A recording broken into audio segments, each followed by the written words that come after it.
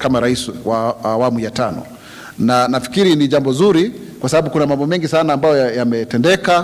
Kwa mfano, tunashukuru katika ujenzi wa nyumba, zaidi ya manyumba 1,100 sasa yameweza kujengwa katika yako viwango tofauti vya ujenzi, na pia kuna nyumba zingine 1,700 ambazo ziko tayari zinatengenezewa ili ziweze kujengwa, na pia kati ya hizo nyumba 1,044 ni za wale ambao wako na kipato cha chini, ukipenda social housing.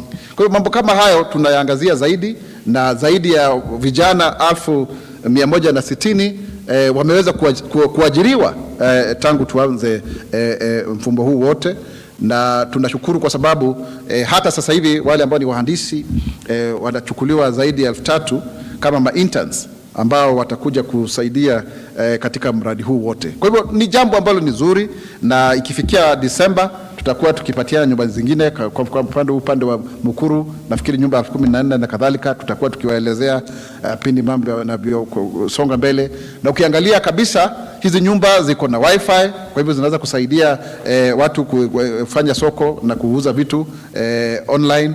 Pia utakuta kwamba zipo na mahali pa akina mama kuwalea watoto wao, kama kwa mfano ni masoko. Utakuta kwamba kuna mahali watoto wanaweza kufaidika pale, wakina mama ambao pengine bado wananyonyesha na kadhalika. Kwa hiyo tumeangalia mfumo huu mpya wote ili tuweze kusaidia vijana wetu waweze kupata ajira, na ili tuweze kuinua hadhi ya uchumi na hali ya uchumi nchi yetu. Kwa hiyo kwa machache na marefu tutakuwa tukiangazia wiki iliyopita tuliangazia hususan masuala ya vijana na ajira na wale ambao wanastaafu, na nafikiri hilo jambo liliweza kueleweka vizuri.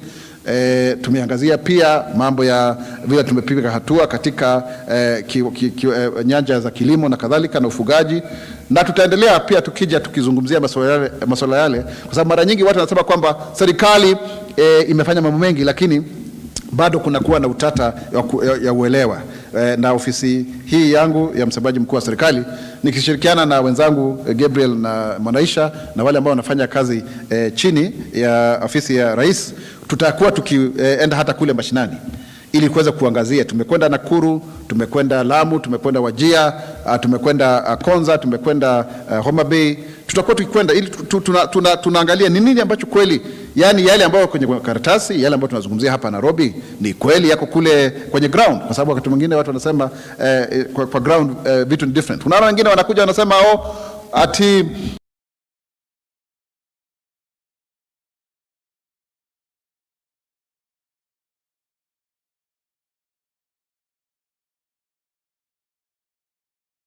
hiyo ndio namba ambayo utaitumia katika maisha namba. Ati hili si la kweli. Hiyo ndio namba ambayo utaitumia katika maisha namba, sio ati ni namba. Wako chini ya miaka 18 watapatiwa namba ambayo itaweza kupatikana kwa kidijitali, random number, na pia baada ya hapo utakuwa kuna kile kitambulisho chenyewe, na mimi mwenyewe nimekichukua jana. Nimeweza kujisajili na wengineo, tulikuwa na mkutano wa makatibu wakuu kwa serikalini, tumeweza kuchukua, na utapatiwa kama tu kitambulisho cha kawaida ambacho kitakuwa ni kama ile kadi ya benki, iko na chip pale ndani, na unaweza hata kuweka hata fedha pale, mfuko wa fedha, unaweza kufanya biashara zako. Ndiposa watu tusikuwe na mambo ya kutumia ID ambayo ni fake, ziko tu nyingi, na ni Kenya tu ndio imebaki peke yake bila huu mfumo katika Afrika Mashariki. Kwa hivyo tuko nyuma hivi kwamba hata uwezo kusafiri kutumia kile kitambulisho, na pia kutakuwa na aina ya kidijitali, digital ID, ambayo sio lazima ubebe kile kitambulisho, unaweza kukitumia, na mwishowe tutakuwa na sajili mpya ambayo itakuwa imeorodhesha sajili zote za kiserikali. Sasa hivi tuna IPRS, lakini itakuwa sasa inaitwa maisha digital, ambayo itakuwa iko na system ambayo MIS ambayo inatumika hivi kwamba hata unaweza kutumika katika mambo ya upigaji kura, mambo ya kama wewe ni mtu mlemavu. Hizo database zote zimeunganishwa kwa pamoja, ndiposa watu waweze kuwa na single source of truth. Yani kuna nambari moja ambayo inakuelezea wewe mwenyewe vile ulivyo, ina fingerprints zako, ina nambari yako ya simu na kadhalika. Itatusaidia zaidi. Pia nafikiri ni vizuri kusema kwamba tunaangazia zaidi kama vile nilivyosema hapo awali, ikifikia tarehe 13 Septemba hii nchi tutakuwa tukisherekea miaka miwili tangu uongozi wa Mheshimiwa William Ruto alipoapishwa kama rais wa awamu ya 5. Na nafikiri ni jambo zuri kwa sababu kuna mambo mengi sana ambayo yametendeka. Kwa mfano, tunashukuru katika ujenzi wa nyumba, zaidi ya manyumba 1,100 sasa yameweza kujengwa katika yako viwango tofauti tofauti vya ujenzi, na pia kuna nyumba zingine 1,700 ambazo ziko tayari zinatengenezewa ili ziweze kujengwa, na pia kati ya hizo nyumba 1,044 ni za wale ambao wako na kipato cha chini, ukipenda social housing.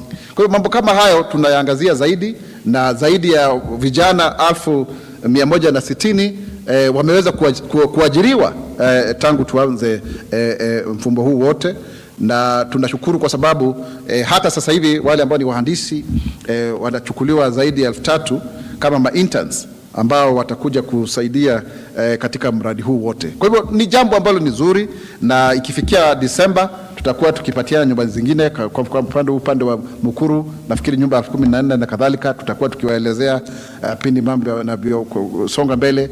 Na ukiangalia kabisa hizi nyumba ziko na wifi, kwa hivyo zinaweza kusaidia watu kufanya soko na kuuza vitu online.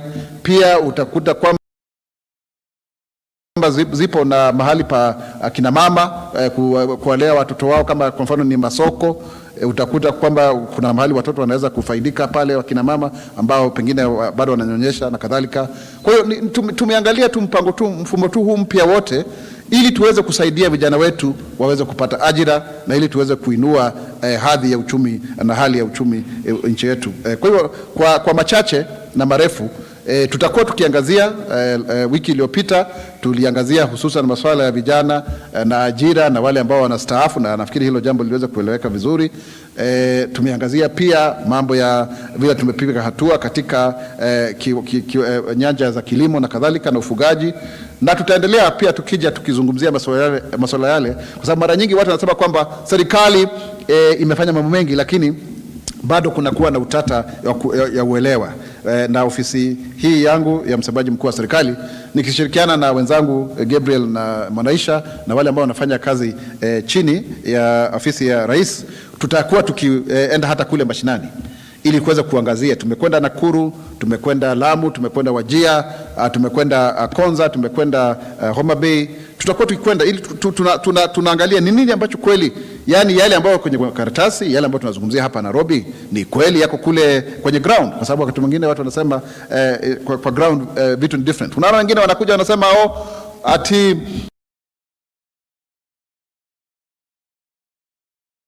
to 7,477 officers who have retired between 13 September 2023 and 30th June 2024.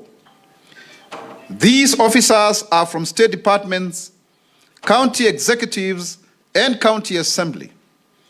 The payroll also shows that a total of 43,976 officers are aged 55 years and above and are expected to retire between this year and the year 2029, with a total of 7,662 poised to retire in this financial year alone. Some more 39,441 Kenyans are serving the government on contractual terms, with their contracts expiring on different dates depending on their period of engagements. This means the creation of a total of 46,838 job opportunities to our jobless youth, who will now be able to serve the government either on permanent and pensionable or contractual terms upon the declaration of these vacancies currently. So you can see here, we really have very good opportunities for people in public service to come on board. As you may be aware already, these 8,000 interns are going to be recruited as well by the Public Service Commission, which is a very good entry point for our young people, especially who have graduated recently. All of these efforts are aimed towards youth empowerment, And you may recall that on Monday last week, we commemorated this year's International Youth Day, where we celebrated the vibrancy, creativity, and resilience of our youth under the theme, From Cliques to Progress, Youth Digital Pathways for Sustainable Development. The theme underscores the transformative potential of digital innovation in driving meaningful change and fostering sustainable development, not only in Kenya, but across the globe. The celebrations come at a time when the country has put in place a number of measures to ensure progressive youth empowerment in line with the Kenya Kwanza's Better Plan, now the broad-based government. We want to infuse new ideas in an effort to bring everybody on board towards a united and cohesive policy for the youth, for the national development. The Better Plan has so far recorded the following achievements within its fifth pillar, the digital superhighway and creative economy. Number one, the government has been able to digitalize 17,668 government services within the first 1.5 years against a 5-year target of 5,000. So you can see that is basically 400 times more. We have also been able to establish 274 digital hubs to create job opportunities for young people across the country. The government has also been able to train more than 516,505 youth in digital skills, enabling them to venture into online jobs opportunities, and also created 152,000 digital jobs, reducing the level of unemployment in the country. Further, the government has established 1,360 Wi-Fi hotspots across the 47 counties, enabling free access of internet for online transactions. In addition, we've also activated local assembly of 1.5 million affordable smart-enabled phones. The phones retail from Kenya shillings 7,500 per unit and are available at Safaricom and Jamii Telecom outlets, with 579,000 units already sold. This is a great milestone that we are already manufacturing our own phones. This has greatly helped to bridge the digital divide, especially in the rural areas, because it's quite affordable. The government has also established the Open University of Kenya in October 2023 to facilitate virtual learning and universal access to education, with currently 3,289 students being admitted to the Open University at Konza Technopolis. The university has created jobs and occasioned heightened knowledge and technology transfer. Further, there has been a rollout of 10,219 kilometers of fiber optic cables and re-engineering of the model to utilize the KPLC electricity transmission lines to roll out the fiber as opposed to digging underground trenches. These should enable us to terminate fiber at each of the 74,000 KPLC transformers and eventually at each and every meter in the long run to make free and reliable Wi-Fi available in all corners of the country. As you may recall, within our manifesto, the Better Plan, which is now being implemented by the broad-based government, we promised to do 100,000 kilometers.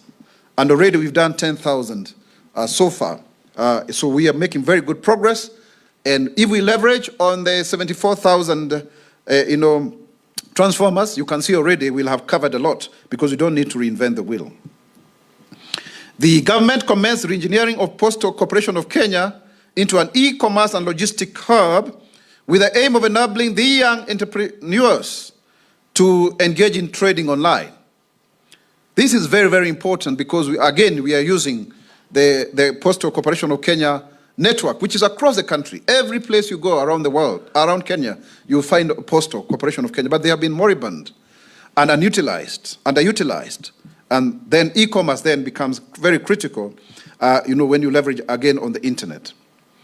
We've also, as a government, facilitated the development of 1,018 audiovisual productions under the KBC Studio Mashinani program, putting money into the pockets of the young artists. More than 94 ICT solutions and providers,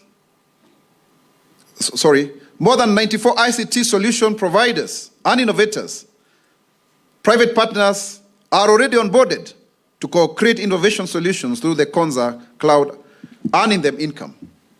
This is very important because we are even developing our own social media platforms, our own communication platforms within government, going forward.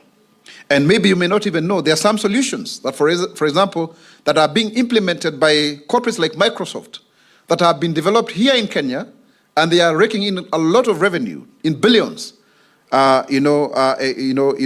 those corporations and the Kenyans here. If you go to the Microsoft Hub in Westlands, you really learn that we have great talent here. The government is committed to ensuring existence of a level playing ground for empowerment of the young people in the understanding that the youth are the architects of the future, and the digital pathway they create today will shape the world for generations to come.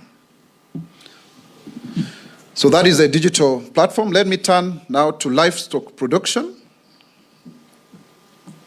This is our other topic for today.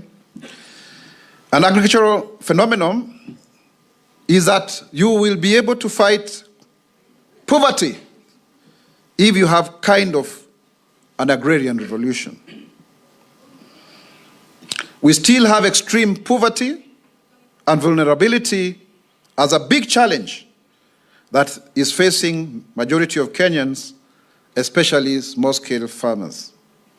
These farmers have land but lack the resources to raise productivity to meet their subsistence needs, and thus a vast majority of them are unable to meet daily food requirements. In this regard, the Kenya Kwanza administration is keen on investing in agriculture as a sector that will lead to the economic recovery, predicated on 4 factors of cost of living, job creation, poverty reduction, and income generation. To achieve this goal, the government has, in the past 23 months, embarked on the process of ensuring farming is profitable with predictable income by deploying modern agricultural risk management instruments, such as crop and livestock insurance schemes and commodity market instruments, as well as price stabilization scheme, with the following achievements within the livestock subsector. Number 1, we've rendered agricultural capacity building and technical support to counties, with 1,128 veterinary interns being engaged and deployed to render technical support on livestock production. Number 2, we've improved animal breeding through the establishment of embryo transfer facilities and got artificial insemination centers and production of about 1 million doses of bull semen and 50,000 straws of bark semen. More than 400,000 liters of liquid nitrogen were also produced, and 950 sires evaluated, out of which 638 were approved and 312 rejected for non-compliance, while 35 semen import permits were approved, moving 297,027 doses of semen and 416 embryos. Additionally, 1 export permit with 100 doses of semen was approved. These interventions led to the improved delivery of artificial insemination services and were well received by farmers. When it comes to livestock feed, this has been subsidized through duty waiver of the 16% VAT exemption on feed raw materials, along distribution of 8,900 kilograms of seed for pasture production. This has led to stabilized prices of animal feeds and improved availability of livestock feeds, more so in the dry SL areas. Leather value chain development was boosted through training of 1,166 stakeholders from 163 slaughterhouses. A total of 1,195 flaying tools, including knives and steel files, were also issued to flayers within the period in Nyeri, Nairobi, Kericho, Bomet, and Machakos counties to ease slaughtering of the animals. The dairy value chain development has also been enhanced with mapping of 265 sites in 34 counties for milk cooler installation and provision of 200 dairy goats to multiplication centers and elite breeders in Kenya Livestock Commercialization Project, KELCOP areas. This mapping has already been completed, and there are already 220 milk coolers scheduled to be installed to address post-harvest losses in milk production. And this is very important because most of the milk actually gets to waste, but with these coolers, these are game changers. And this is one of the key, promises that was made when we were, looking to set up this government. When it comes to meat value chains development, we have 2 feedlots, which are the Kibiro feedlot in Meru County at 80% completion rate, and Hadado feedlot in Wajir County, which has 20% completion. And this is being complemented with provision of sheep and meat goats to multiplication centers and elite breeders in KELCOP project area for enhanced livestock production. So you can see that a deliberate effort to ensure that we work with livestock farmers and to empower them. The government also has embarked on the apiculture value chain development, where 243 stakeholders on beekeeping were trained, and 800 beehives, 80 harvesting kits, 80 catcher boxes, and 160 supers provided to groups in KELCOP project in the counties, going forward. The farmers also benefited from 40 honey processing units and testing kits through KELCOP and honey processing equipment, which included 10 automatic honey extractors, 20 small honey extractors, and 10 wax and honey processing separators. This Kenya Livestock Commercialization Project, KELCOP, has also helped the drilling of 7 boreholes and installed them with solar power and provision of water pans with solar panels in Siaya and Samburu counties. The project also saw boreholes drilled in Marsabit, Samburu, Baringo, Siaya, Elgeyo Marakwet counties and counting. As a result, 138,679,000 pastoralists have been supported with livestock insurance under this project, and 503,480 tropical livestock units, TLUs, were covered under the De-risking, Inclusion and Value Enhancement of Pastoral Economies DRIVE program, with the aim of enhancing resilience to the pastoralists. As a government, we are calling on the Kenyan people to be patient and to give President William Ruto an opportunity to fully implement his vision and plan for the country, so that as he continues to make the changes in governance towards a prosperous Kenya. We further urge everyone to support the broad-based government in its effort to grow our economy with a focus on the enhancement of national development and unity. And also in the same way, to support the bid of Right Honorable Raila Odinga to become the next AU Commission Chair, so that he can also continue to fly our flag high, and so that Kenya can continue to play its pivotal role in the transformation of Africa and the world.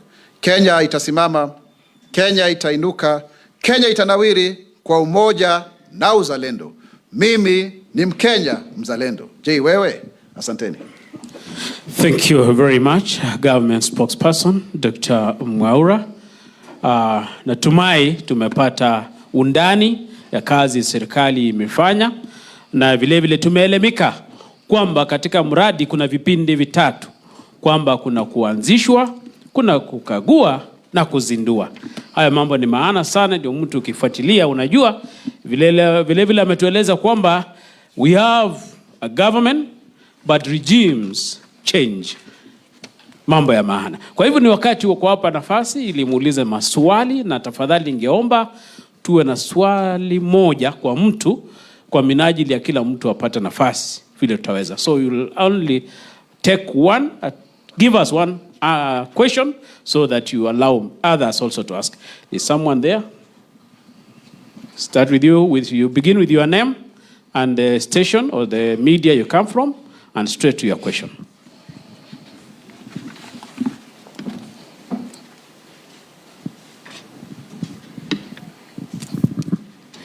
Good morning, sir. My name is John Jacob Curia from KBC. I know you said one question, but I will just take two very quickly. One, the relaunching of the projects, as you said. What is the priority? He launches the project when he's the deputy president, then launches it again when he's president.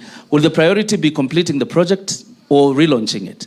Number two, the numbers you talk about in terms of retirement straight out in the next 5 years, talk about 43,000, and that really happens through natural attrition. Question is, has the government really done the math on how much it is going to spend in terms of paying pension and other retirement dues within this period? Thank you.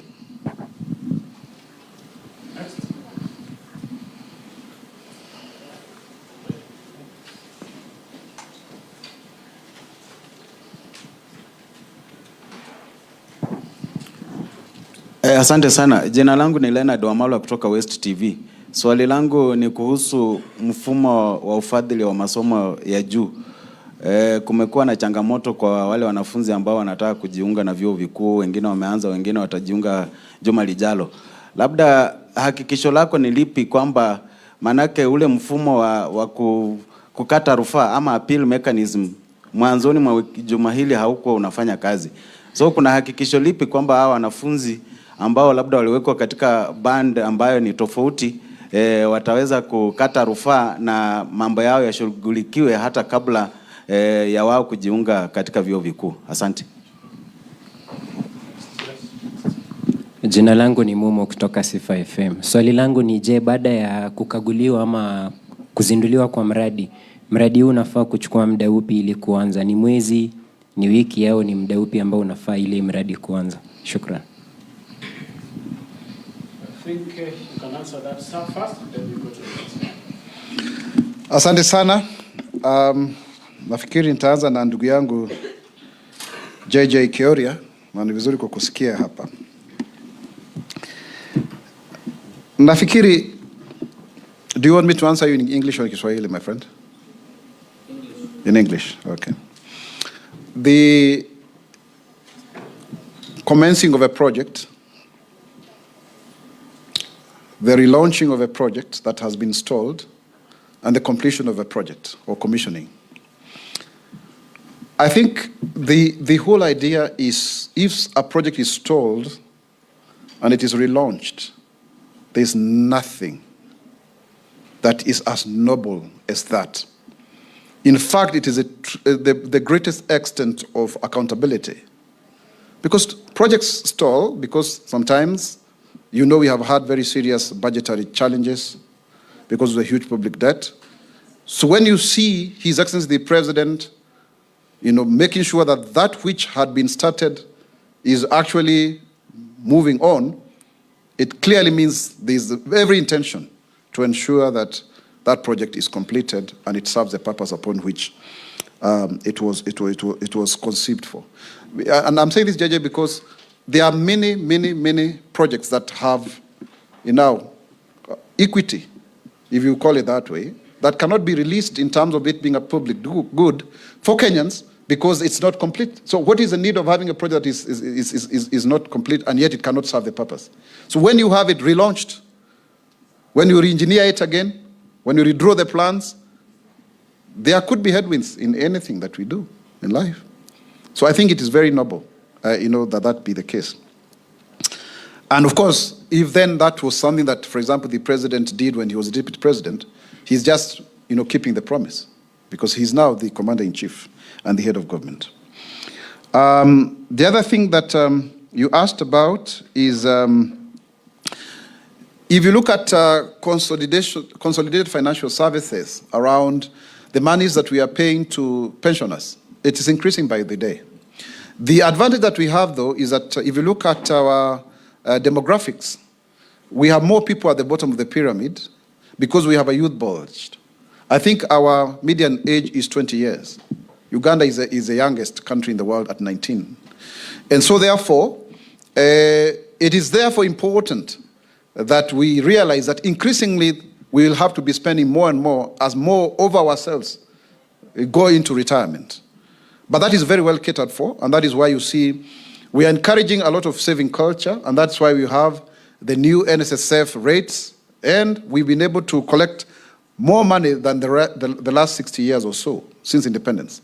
So that will be taken care of. Of course, there is the administration of pension and complaints here and there, but that is also being worked out and being streamlined so that people can get their pension real time. So that is there. But the catch here is that there will be more opportunities for 46,000 opportunities for employment is not something small, and especially if 7,000 of them may be due before the end of this financial year. So I think we encourage young people to seek opportunities within the public service so that then they are able also to be given an opportunity to serve their nation. Leonard, ndio kumekuwa pengine na changamoto kidogo kwa sababu nakumbuka kwamba watu walikuwa wanafunzi walikuwa wajue matokeo ya kile kitengo ambacho mtu amewekwa kufikia tarehe 19. Lakini sasa hivi kuna huo mwanya wa kuweza kukata rufaa, na hilo ni jambo ambalo litaendelea. Kile ambacho nitakuhakikishia ni kwamba hakuna mtu yeyote atawachwa nje akose kuingia katika chuo kikuu ama taasisi kwa kisingizio kwamba bado hajaweza kupatiwa mkopo ama kupatiwa fedha au fadhili na serikali. Kwa hivyo hata wakati sisi tulikuwa tunasoma, ulikuwa unakwenda kule HELB, unapatiwa barua, unaweza kusajiliwa kwa muda kabla hizo pesa kuweza kutumwa katika hicho chuo kikuu. Huo mfumo bado upo. Huo mfumo bado uko kwa sababu kuna maelfu ya wanafunzi ambao wamekata rufaa. Kwa hiyo sio jambo ambalo litakuwa kwamba ni gumu kwa sababu serikali tayari ina fedha za kutosha za kuweza kugharamia muhula huu wa kwanza tunaposonga mbele. Hilo naweza kutoa kama hakikisho kwamba tuna fedha za kutosha za kuweza kugharamia muhula huu wote. Ndugu yangu kutoka Sofa, Sifa, kumradhi, sio Sofa, Sifa. Sofa ni kiti, Sifa ni nini? Ni tawasifa ama nini? Ni heba ya mtu ama ni niseme kwamba na sifa ni za Mungu nafikiri. Kila mradi una muda wake. Hakuna muda ambao lazima miradi yote iweze kukamilika. Kwa sababu kama ukilaunch wifi hotspot, hiyo ni mara moja. Lakini kama unajenga bweni katika chuo kikuu itachukua muda. Kama unatengeneza barabara ya SGR ya expressway kumradhi, itachukua muda. Kwa hiyo kila mradi na wakati wake. Lakini kuna kitu ambacho